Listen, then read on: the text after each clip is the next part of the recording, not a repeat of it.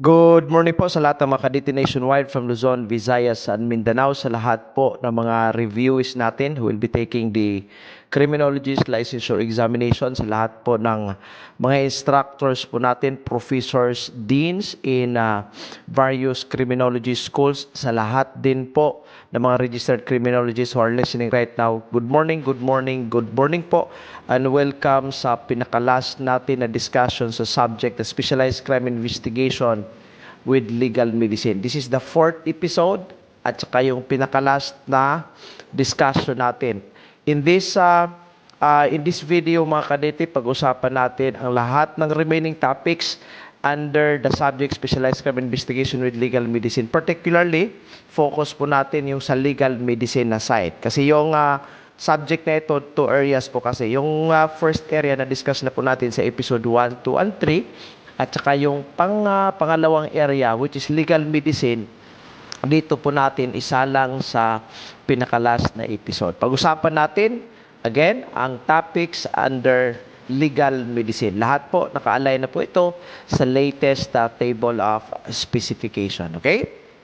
Now, pag-usapan natin ang tinatawag na death. Okay? Ito po ang pinakaunang topic under legal medicine. Ano ba ang death? Ang death po is defined as the absence of life in a living matter. Okay? Nawawalan po ng buhay. Okay? Ang pagkawala po ng buhay ng isang organism like human being or any kind of animal, death po ang tawag dyan. Okay? Ang death po may tatlong kinds. Okay? There are three kinds of death. Una, itong tinatawag nating somatic. Pangalawa, itong molecular. Pangatlo, itong apparent death. Sa lahat po na mag-take ng board examination, dapat na-memorize nyo po ito kasi basic na basic po ang topic na ito. Okay? Pag somatic death, other term po na gagamitin natin is clinical death. Okay? Pag molecular death, ang other terms po na gagamitin natin is cellular death. Okay? Pag apparent death naman, ito po yung tinatawag nating state of suspended animation. Okay? Dapat memorize natin yung other terms. Okay? Pag somatic death, anong ibig sabihin? Clinical. Pag molecular, cellular death. Pag apparent death, ito yung tinatawag nating state of suspended animation. Na huwag kalimutan mga kadete, itong number 1 at saka yung number 2, ito talaga yung tinatawag nating kinds of death. Yung pangatlo, yung apparent death, hindi po siya actually death. Okay? Ang tao po dito under number 3, hindi po siya namatay. Okay? Again, I'd like to repeat, under apparent death, ang tao po, hindi po siya namatay. Tinatawag po itong temporary cessation of vital activities. Temporary. Temporary kasi nga po, pag ang tao is suffering on apparent death, there is still a possibility na ang tao can be revived through resuscitation. Okay? For example, nag-passed out siya. And when you check, wala ng pulse rate, na depressed na to the minimum compatible with life, yung mga vital processes niya. Okay? Mahina na siguro yung heartbeat or yung pulso niya na wala na. Yung breathing niya na wala na. But then again, the person can still be revived through CPR considering na ang death po is nasa apparent. Okay? Apparent, kaya tinatawag siyang temporary cessation. I'd like to repeat, under 1, 2, and 3, ang number 3 po, hindi po yan kamatayan. Okay? It's just a temporary cessation sa lahat po ng activity sa vital organs po ng isang tao. Ibig sabihin, ang isang tao, temporaryong siyang namatay, pwede siyang mabuhay through CPR or resuscitation. Okay? Pero pag somatic death, yung tinatawag natin clinical death, tinatawag itong completo, continuous, persistent cessation of respiration. Respiration would refer to the breathing, the inhalation and the exhalation of a person, circulation, and almost all brain functions of an organism. Somatic death.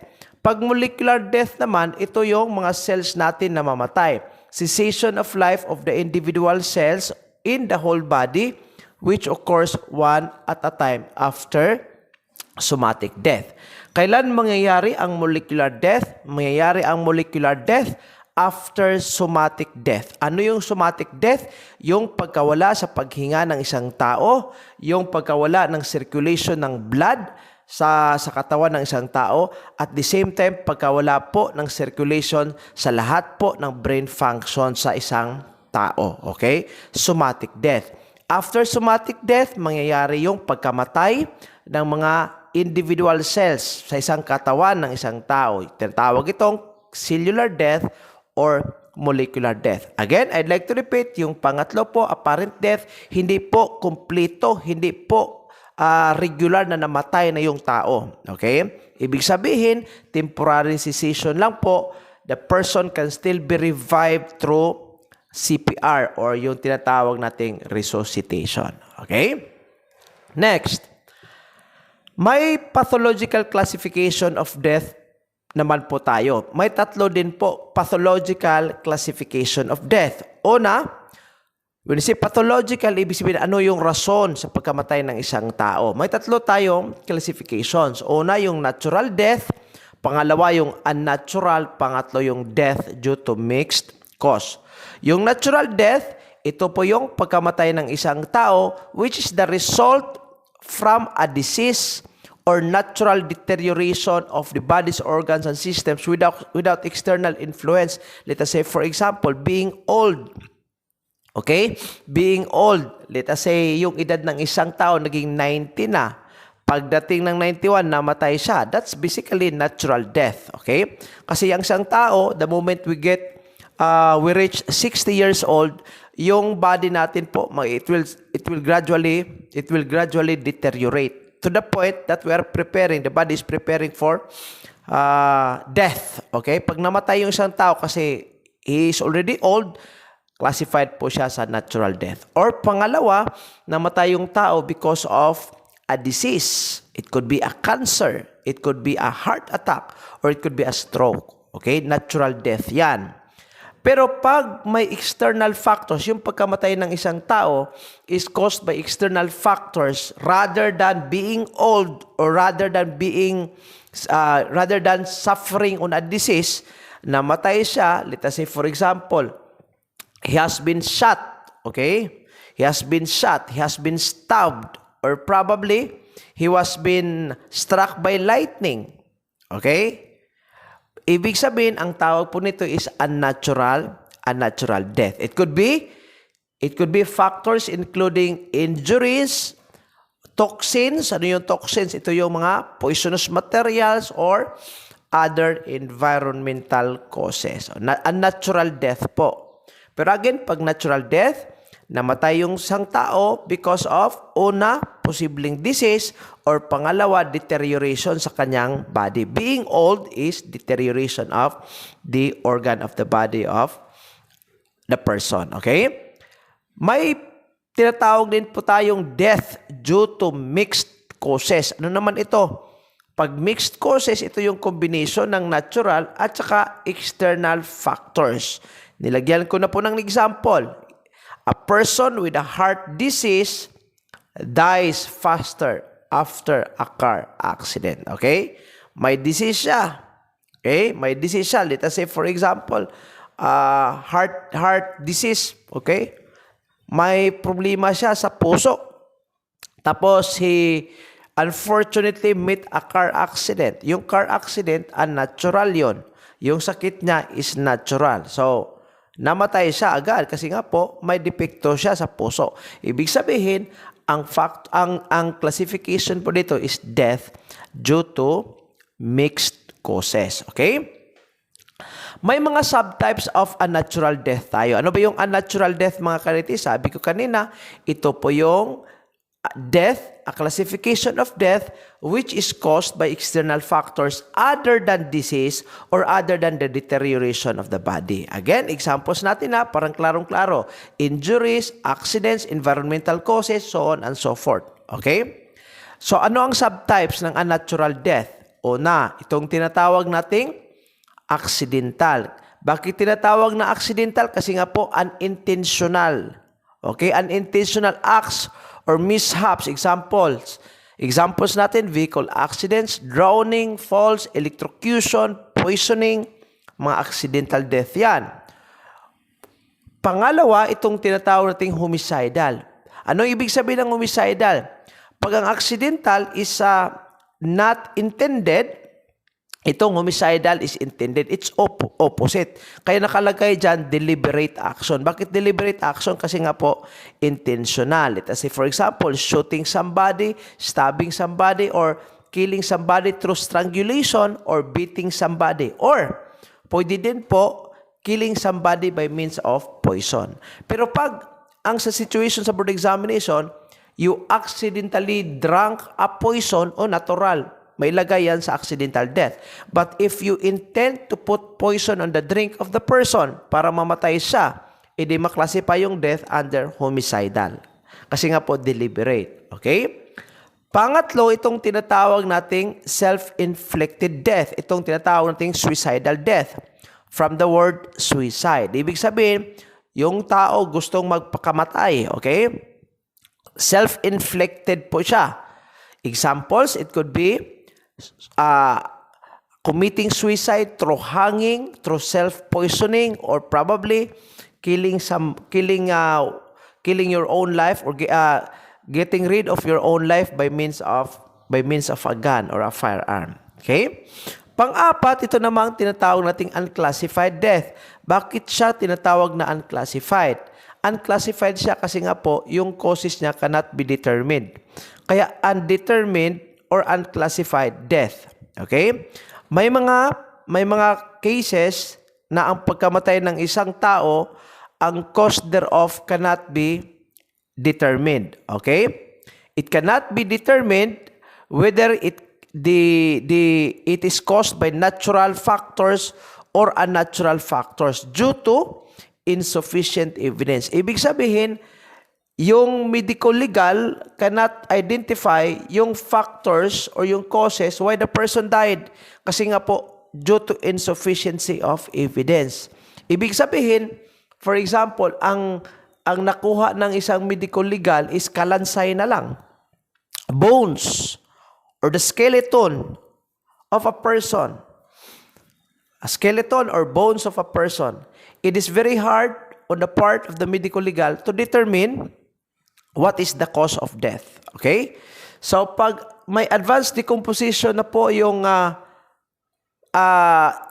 katawan ng isang tao, it's very hard to determine the cause of death. Unclear circumstances. Okay? Let us say, for example, ang nakita mo na kalansay or bones are found in the wilderness. You cannot actually determine kung ano po ba ang rason kung bakit namatay yung isang tao. Pero pag may ebidensya, even though what you can see in the forest, for example, bones lang, pero may nakikita kang suicidal note or probably a rope that is tied on a tree, or that will actually tell you that based on evidence, posibleng suicidal death.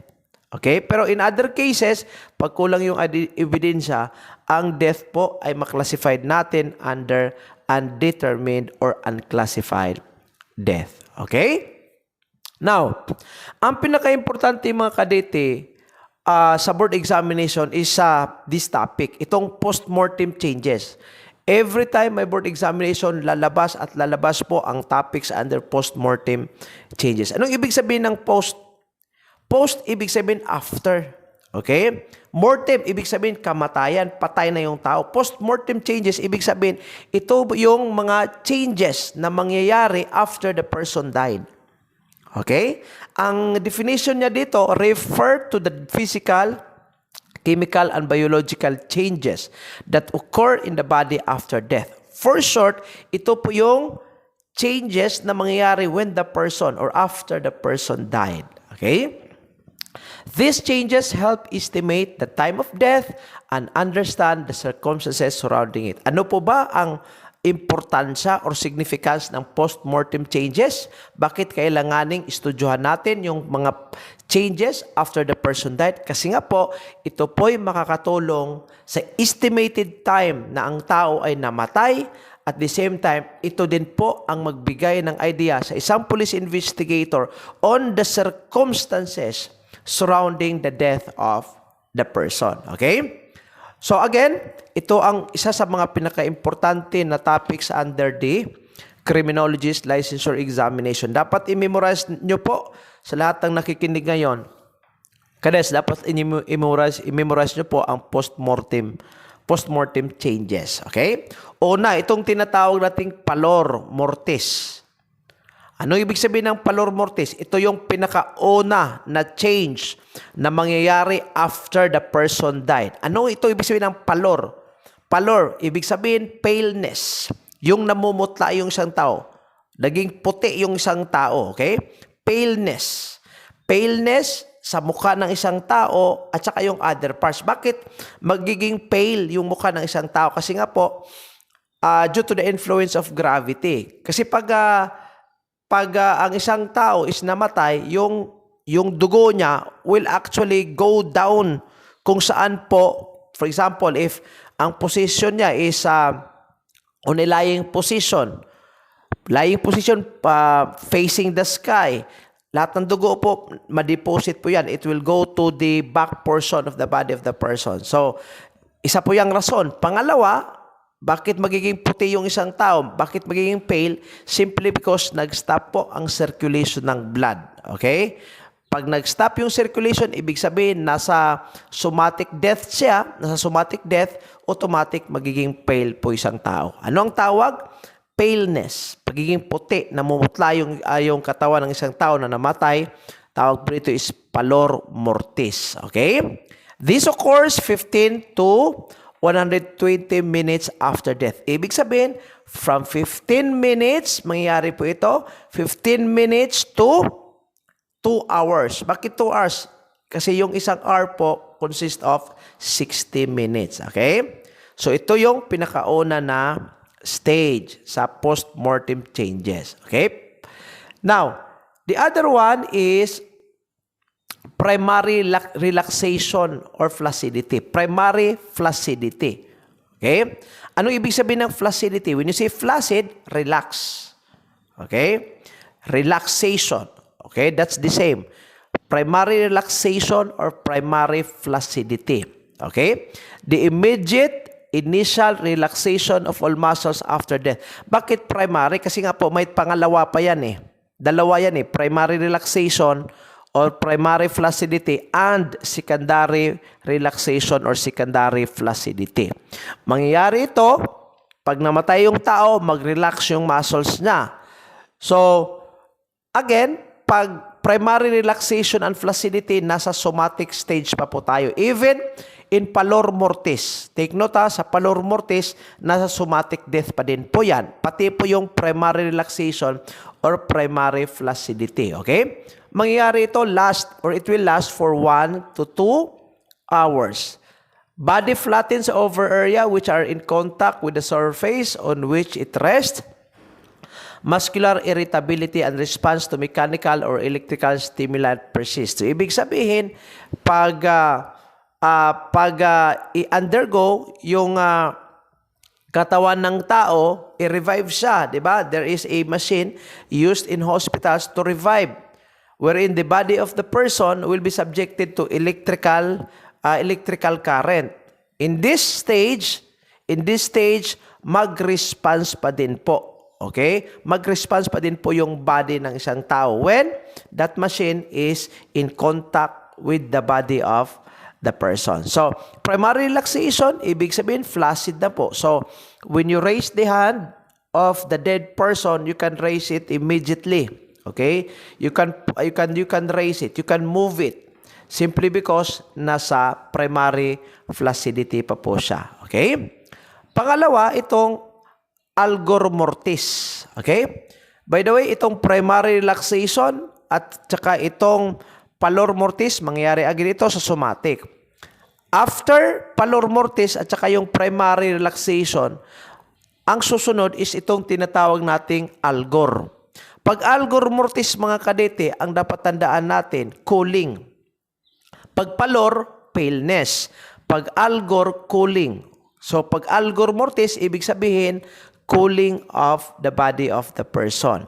The body calls following death at approximately, ito, huwag kalimutan mga kadete, 1.5 Fahrenheit per hour. Okay? Ang temperature po na Ang temperature po na ginagamit natin dito is Fahrenheit. Okay? So again, huwag kalimutan ha, ang katawan po ng isang patay na tao will approximately cool down within 1.5 Fahrenheit per hour. Under normal conditions, assuming the body's temperature at death is 98.6 degrees Fahrenheit. Itong 98.6, ipag-convert po natin yan ng Celsius, magiging 37 degrees Celsius. Ito po yung normal na temperature ng isang tao in Celsius. Okay? Pag thermometer yung ginagamit natin, usually Celsius yan 37 degrees. So, dapat nasa normal condition. Kasi pag ang isang tao namatay siya doon sa, let us say, inside the ice plant, o natural, if a body of the person is influenced by a cool environment, mas madali po yung pag-cool down ng body.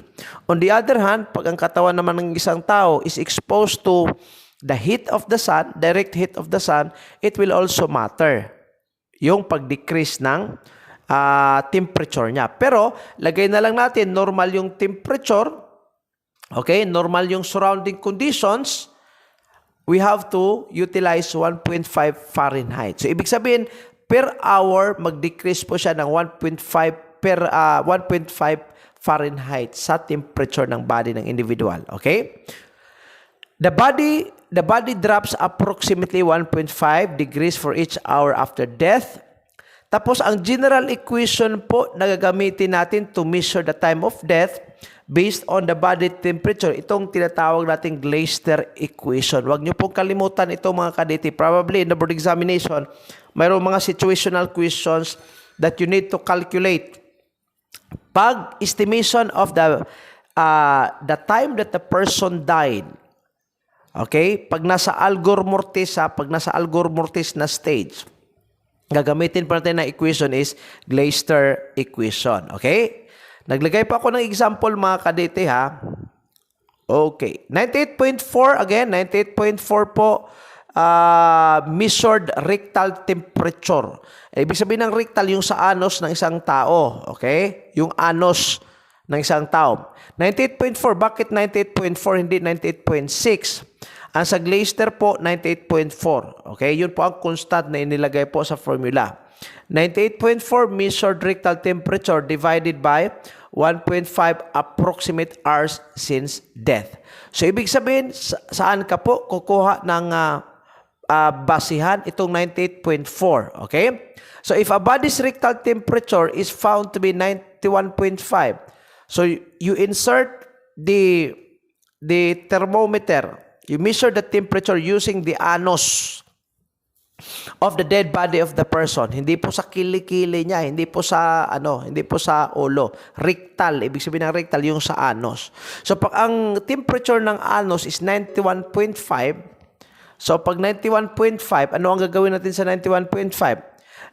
I-minus po natin sa 98.4. Ang 98.4, ito po yung normal condition ng temperature ng isang tao pagbuhay. So, 98.4, i-deduct po natin ng 91.5. Saan po nanggaling yung 91.5? Ito po yung rectal temperature ng isang tao. Okay? Pag, let us say for example, kinuhaan mo ng temperatura yung rectal o yung anus niya, 91.5. So, 98.4 minus 91.5, ang resulta po dyan is 6.9. Okay? 6.9. Ang 6.9 po natin, i-divide po natin ng 1.5. Saan po ba galing yung 1.5?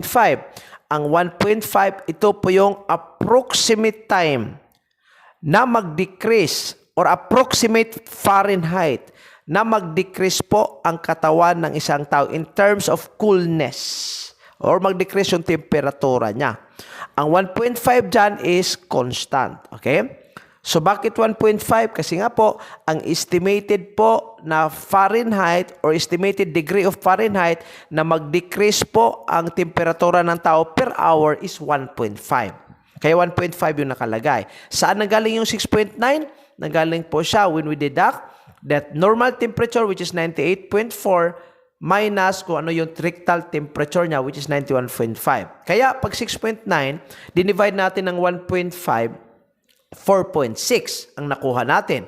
Ibig sabihin po, ang tao ay namatay siya 4.6, approximately 4.6, or approximately in the past 4.6 hours. Okay? So pag, let us say, nangyari ito, yung calculation mo, 10 o'clock in the morning, 10 o'clock, so probably you will say, nangyari ang krimen, namatay siya 5 o'clock early in the morning.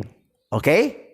So yun po. So that's how we calculate the approximate time the person died based on the Glaser equation. Okay? Nasa Algor mortis. Ano yung Algor mortis? Cooling of the body. Pag pallor, paleness. Okay? Next, rigor mortis. Okay? After Algor, ano yung Algor? Cooling. Itong rigor mortis, rigidity. From the word rigor. Okay? Rigor, ibig sabihin rigidity. So pag rigor mortis, ibig sabihin post-mortem rigidity. Post-mortem rigidity meaning after death na rigidity. Ano yung rigidity? Stiffening of the body. Okay? Rigor mortis, tinatawag siyang post-mortem rigidity. Ito po ay stiffening of the body. Mangyari ito 2 to 6 hours after death and usually peaked at around 12 hours and is characterized by the stiffening or the hardening of the body. So balik po tayo. Una, pallor mortis. Along with the pallor mortis, mangyayari din po yung primary relaxation or primary flaccidity. After that, mangyayari itong tinatawag nating cooling of the body, itong algor mortis. After cooling of the body, yung katawan ng isang tao will undergo stiffening or hardening of the body. Tinatawag itong rigor mortis or post-mortem rigidity. Di ba sa primary flaccidity or primary relaxation, you can raise the hand or the arms of the dead body of the person. But in rigor mortis or post-mortem rigidity, hindi po. Kasi nga po, nag-stiff siya. Hardening of the body. So when you try to lift the arm of the person, of the dead person, you will have difficulty thereof. Bakit po? Kasi yung body nasa stage siya sa tinatawag nating rigor mortis. Okay?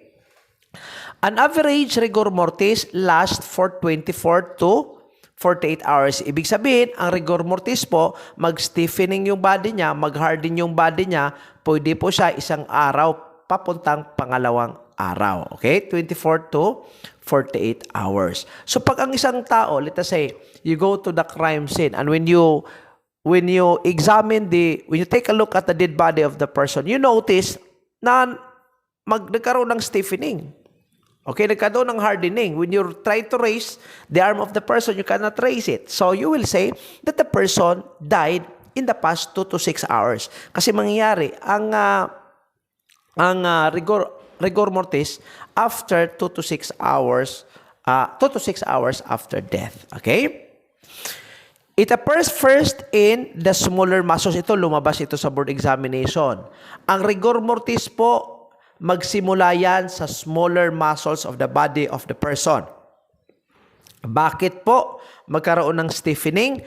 Magkaroon ng stiffening because of the disappearance of what we call as adenosine triphosphate. Okay? ATP. Bakit magkaroon ng stiffening or hardening sa body ng patay na tao? Kasi nga po, mawawala po yung tinatawag natin na chemical na adenosine triphosphate. Okay? Na isa pong component or isa pong component na makikita natin sa muscle. It appears first in the smaller muscles such as, ito, lumabas ito ha, mangyayari po ang rigor mortis una sa smaller muscles such as the jaw. Okay? Yung panga ng isang tao. And then, gradually spread to two upper and lower extremities. From the jaw, upper, ito po yung upper, and then lower. Okay? Lower extremities. Okay? Now, aside from rigor mortis, another phrase na pwedeng ma-confuse po ang mga criminology students, especially yung mag-take ng board examination, is itong phrase na cadaveric spasm. Ang cadaveric spasm, mga kadete, those persons who will be taking the board exam. Ang cadaveric spasm, stiffening pa din po yan. Hardening pa din po. Okay? Hardening of the body of the person. Pero, ang cadaveric spasm, it only comes once a person suffered an injury. Or, to make it very clear in the explanation, ang cadaveric spasm po, pwede po siyang magpakita, pwede din pong hindi. Pero ang rigor mortis, it must be, or it usually, or it always appears when the person is dead. Pero itong cadaveric spasm, pwede siyang magpakita, pwede siyang hindi. Okay? It is the stiffening of certain group of muscles. Ibig sabihin ng certain group of muscles, hindi po lahat ng parte ng katawan ng tao ay nag-harden or nag-stiffen. Okay?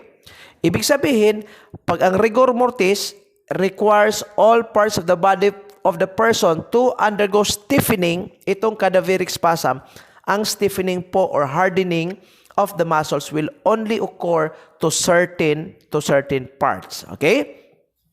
Now, ang cadaveric spasm is usually associated with violent death. Okay? Ibig sabihin, ito yung mga physical injuries suffered by the person when or before he died. Okay?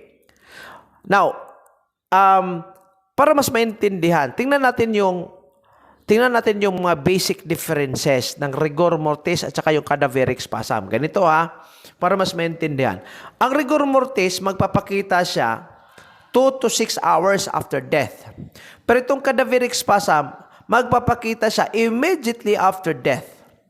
So, if you go to the crime scene, tapos you notice that when you left the arm of the dead body of the person, you cannot lift it. Ibig sabihin, nagsi-stiffen or hardening.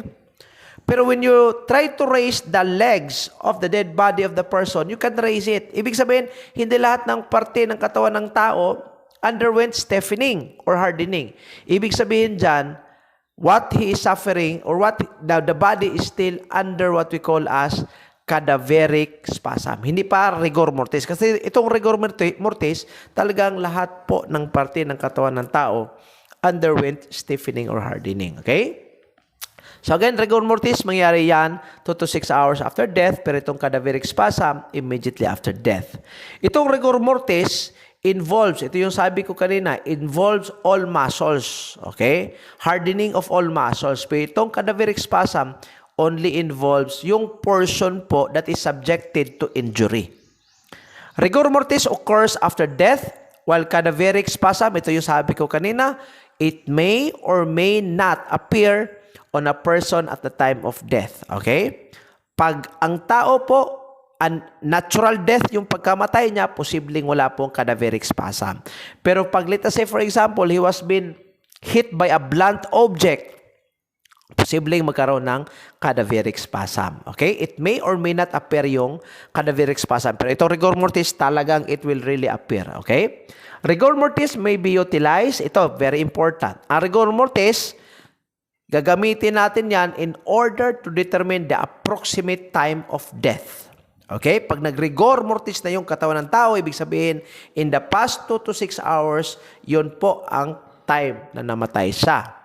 Cadaveric spasm naman, ito yung ginagamit natin to identify the nature of the crime. Okay? Next, after rigor mortis, di ba nag-stiffen na yung tao? Balik tayo mga kadete para at least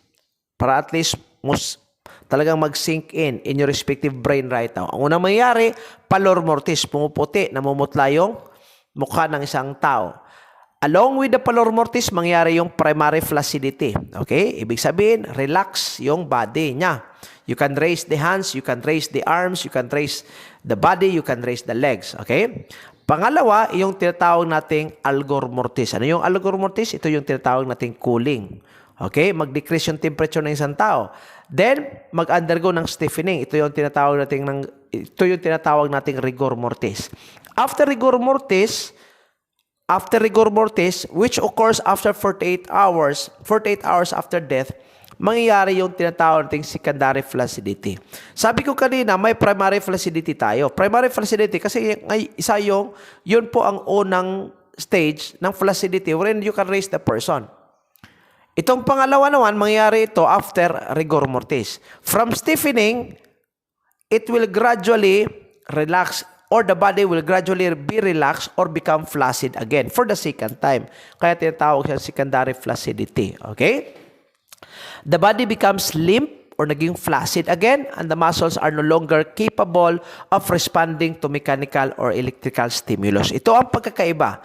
Sa primary flaccidity po, ang katawan ng isang tao can still react or respond to mechanical or electrical current. Kaya nga po, may equipment dyan sa hospital pag nilagyan ng, if it is made in contact with the body of the person, to revive the person, the body will react.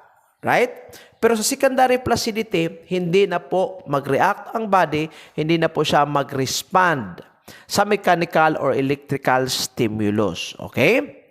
Ibig sabihin, sa secondary flaccidity, ito na po ang pag-start.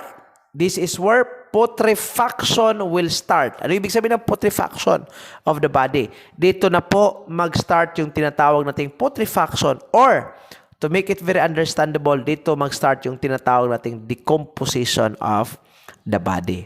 Okay? Next, ang pinakalas po, itong tinatawag nating livor. Pag livor or post-mortem lividity. Okay? Pag livor mortis, ito po yung pagsitol or for short, discoloration of the body of the person. Lagay nyo yan sa notes nyo, mga kalito. Yung may mga Bicuino book dyan, you can just jot down notes. Okay? Livor mortis, settling of blood in the body. Pag ang tao is lying, tapos facing the sky, yung dugo niya will go to the back portion of the body of the person due to gravity. It is the discoloration of the body after death. This pooling of blood begins immediately after death and becomes fixed in approximately 8 to 12 hours. This is a better indicator whether the body has been moved since death. Now, ano ang importansya ng livor mortis?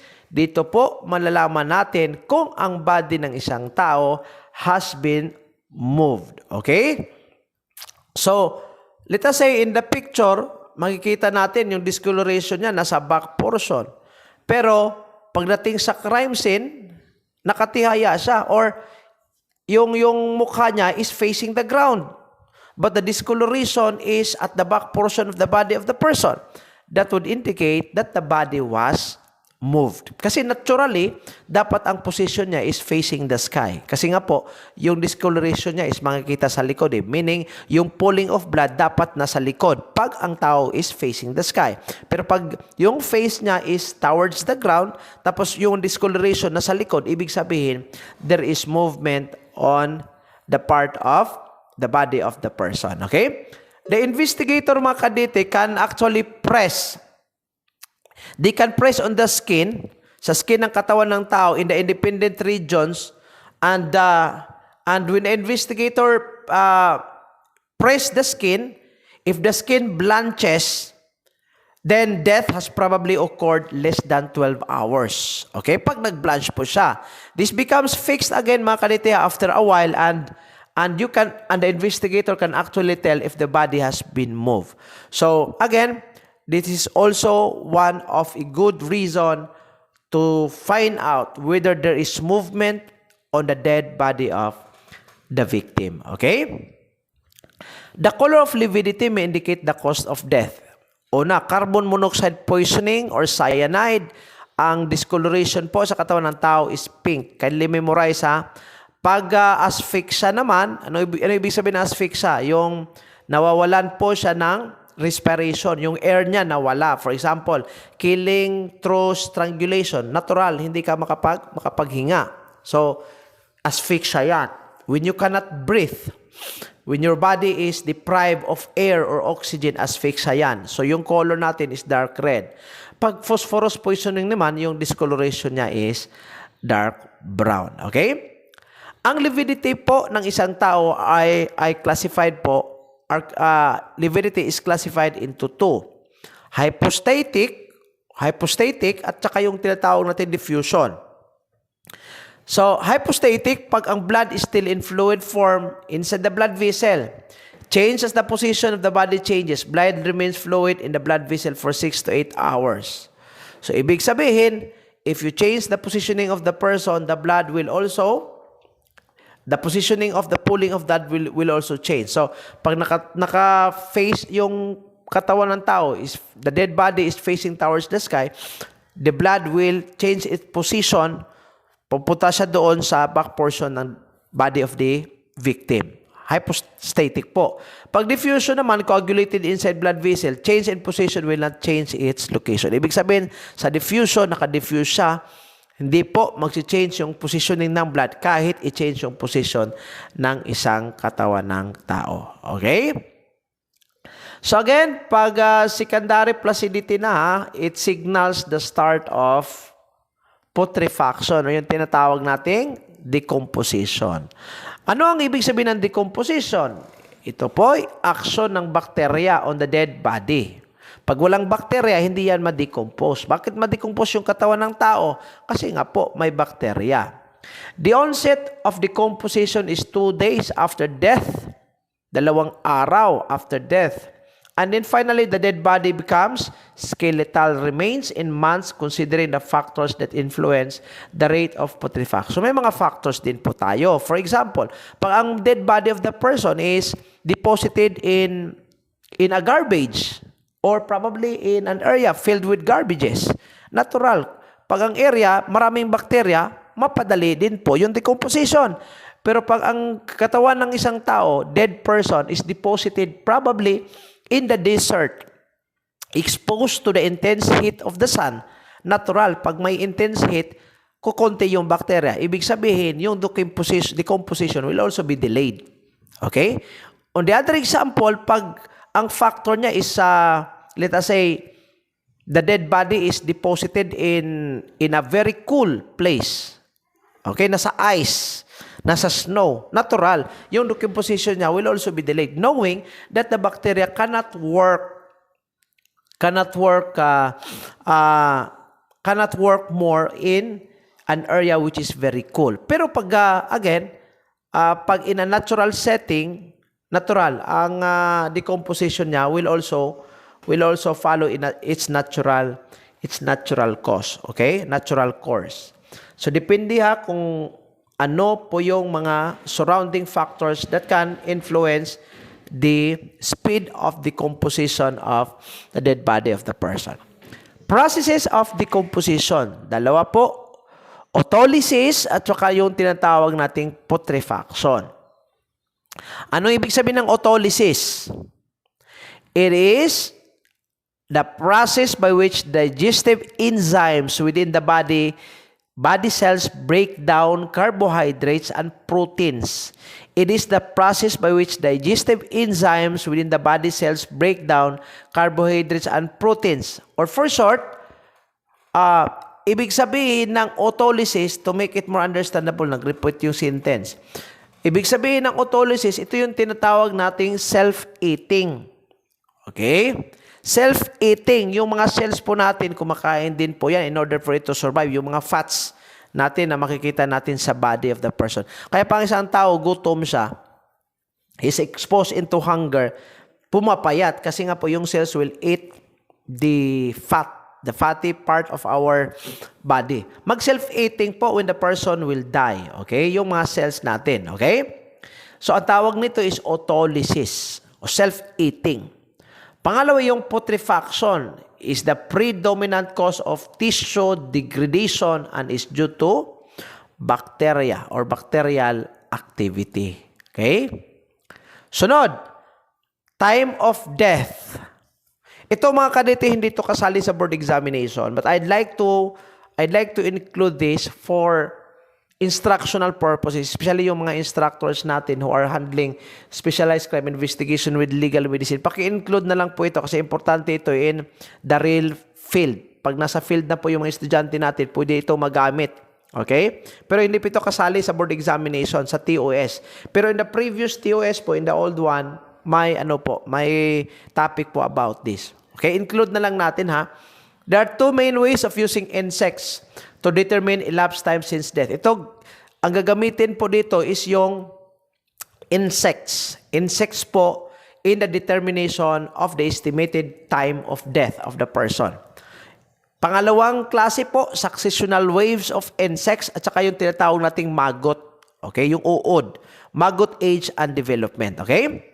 Now, in the previous board examination sa old curriculum po, may tanong doon, ano po bang pinakauna na insect that will be in contact with the dead body of the person? Ano po ba ang unang insect that will go to the dead body of the person? Ang sagot po dyan is blowfly. Okay, blowfly po. Blowfly. Or in Bisaya, sa mga Bisaya, lagong. Okay, blowfly po. Ang sagot dyan is blowfly. Makikita nyo po sa chart, kung kailan mangyayari or kailan pupunta yung isang insect. For example, blowfly. Right? Ang blowfly po, mangyayari siya 5 to 7 pag bloated na siya, di ba? Itong sa last, itong mga beetles, scarab beetles, mangyayari. Pupunta siya sa katawan ng isang tao to eat some of the portions of the dead body of a person. Mangyayari siya 14 to 26. Okay? Now, imagine pag ganito yung mga insects natin na makikita natin sa crime scene, that will actually tell us na ito yung possibly the time that the person died. Okay? So, pag blowfly, bloated yung stomach ng isang tao, pero you will say, 5 to 7 or 5 to 8 days, namatay na yung isang tao. Pag scarab beetles, ang makikita mo, ibig sabihin, dry na yung bones na makikita, probably 14 to 26 na namatay yung biktima. Okay? Pangalawa, itong blowfly metamorphosis is yung tinatawag nating the maggot age, yung uod po. Okay? So, ang blowfly po again ay pinakaunang insekto na dadapo po na pupunta sa dead body of the person. Ang blowfly will lay eggs. Okay? Puti ang makikita po natin dyan, yung mga mapuputi, lagong, okay? Na makikita po natin sa body of the sa dead body of the person. So, pag may mga stages ito Sa first stage, mag-lay siya ng egg. Okay? Pwede dito sa nose, sa ears, sa anus, kahit saan. Okay? But usually, dyan yung mga pinaka-common. Sa mouth of the person, dyan po. Pangalawang stage po, yung egg, it will hatch into a larva. Okay? Tingnan nyo po yung screen, yung picture dyan. From eggs, magiging larva yan. Ibig sabihin, kailan po magiging larva siya? 12 to 24 hours. Okay? 12 to 24 hours. Then after that, third stage na, ang larva po or yung larvae, plural, it will grow and molt. They will shed their exoskeleton as they pass through the various instar stages. Yung unang instar, ito yung 5 mm long. Lumalaki siya 5 mm long, ibig sabihin 1.8 days na. Pag second instar, 10 mm long yung measurement ng larva, ibig sabihin 2.5 days na. Pag third instar, 14 to 16 mm long, ibig sabihin 4 to 5 days na. Nandyan yung larva na yan. Sa fourth, yung larvae po, magiging 17 millimeters na, it will develop into pupa after burrowing in surrounding soil. Ibig sabihin, pupunta siya doon, magdig siya sa ilalim ng lupa.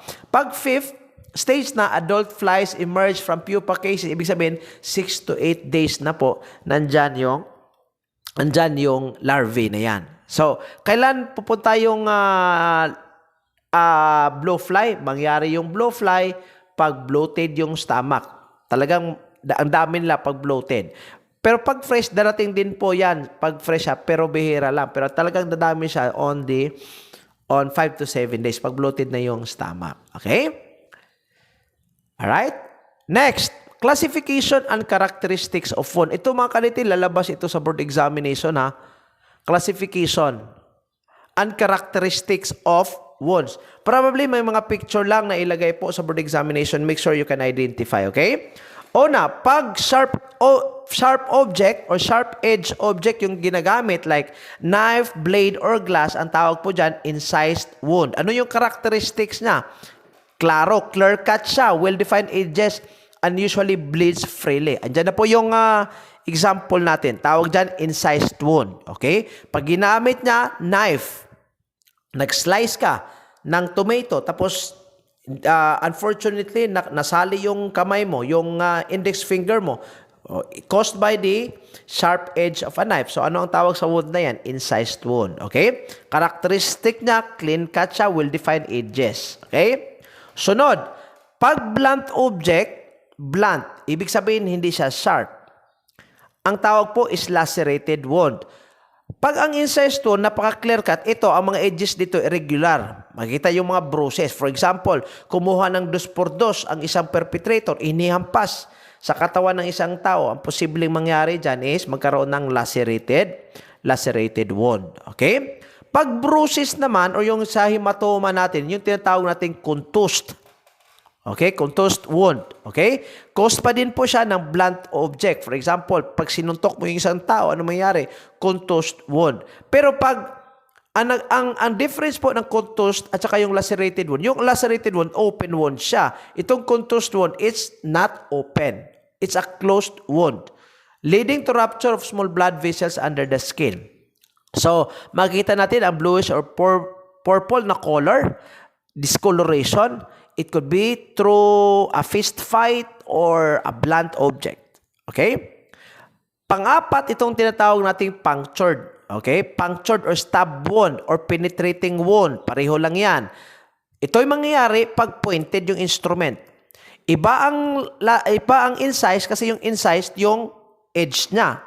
Pag point, yung nasa dulo, sharp siya or pointed like nails, yung knife, yung sa dulo, spear, ang wound po is punctured, stab, or penetrating wound. So, ang characteristic niya, depth is greater than the width and may damage internal organs. For example, stab wound or you are walking and then you accidentally step on a nail. Basically, stab wound po ang sugat. Okay? Abrasion naman is caused by friction or scraping against a rough surface. Mangyayari ito pag motorcycle accident or vehicle accident when the skin of the body of the person rubs to the pavement or towards the pavement. Only the superficial layers of the skin are removed. Ang remove dito is the dermis layer. Pero may mga pagkataon din na it will go deeper. Okay? Depende po on the degree of friction. So, pagkatanong sa board examination, motorcycle accident, natural abrasion yan. Okay? Gunshot wound caused by a firearm or a projectile. That's very easy to identify. Next, ano naman itong avulsion wound? Avulsion wound, tearing off. Andyan na po yung word natin ha, keyword. Forcible tearing away of tissue. Ano ang pagkaiba ng avulsion at saka yung abrasion? Yung abrasion is only on the upper surface or superficial layer of the skin. Pero itong avulsion talagang na-remove, na-tear away. For example, yung skin mo was been torn away. Ang wound po is classified as avulsion. Yung characteristics niya, mangyari ito associated with high impact trauma. Okay? For example, mga accidents. Okay? Next, crush injury. Itong crush injury, it is caused by compression. Na-compress yung dalawang bagay. Okay? Two hard objects are compressed to each other. Kaya po, yung skin ng isang tao is na-compressed din po. Yung katawan ng tao is na-compressed. Okay? Can damage skin, muscles, and bones. Alright? So, those are the different classification and characteristics of wounds. May mga classification din po tayo ng wounds according to the degree of contamination. Yung kanina is according to the cause. Ito, according to the degree of contamination. Clean wound, pag walang infection. Pero pag exposed siya sa bacteria, may infection siya, contaminated wound. Okay? Ibig sabihin, yung fresh na wound is exposed to bacteria. Pag infected, dirty wound, ito yung old wound with pus. Ito yung nana.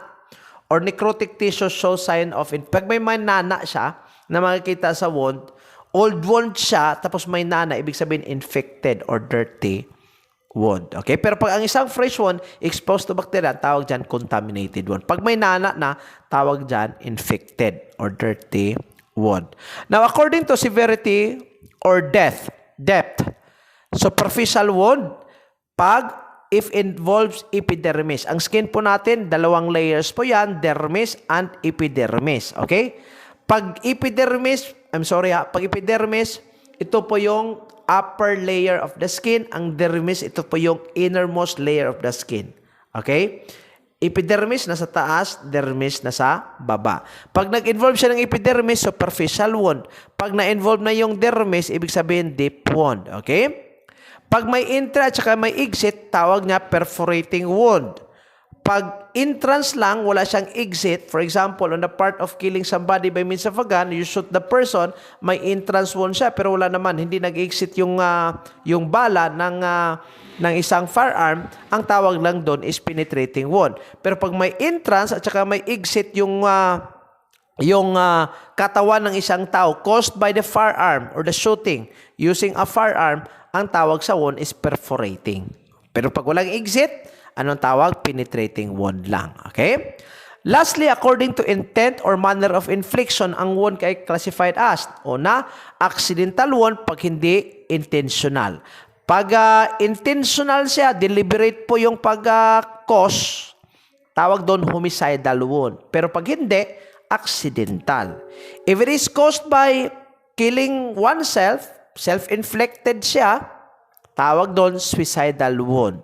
On the other hand, pag nasustain naman po by resisting or defending yourself from an attack, ang tawag doon is defensive wound. Okay? Kindly study sa lahat po ng topics sa Specialized Crime Investigation with Legal Medicine. Binagay ko na po lahat mga kadete, pati yung wala sa TOS, sinali ko na lang po. Pero, do not concentrate mainly on the TOS topics. Salin nyo na din po yung mga topiko I mentioned a while ago na wala sa TOS kasi importante yan. For example, yung pinakaunang insekto na darating po or dadapo sa katawan ng isang tao, blowfly.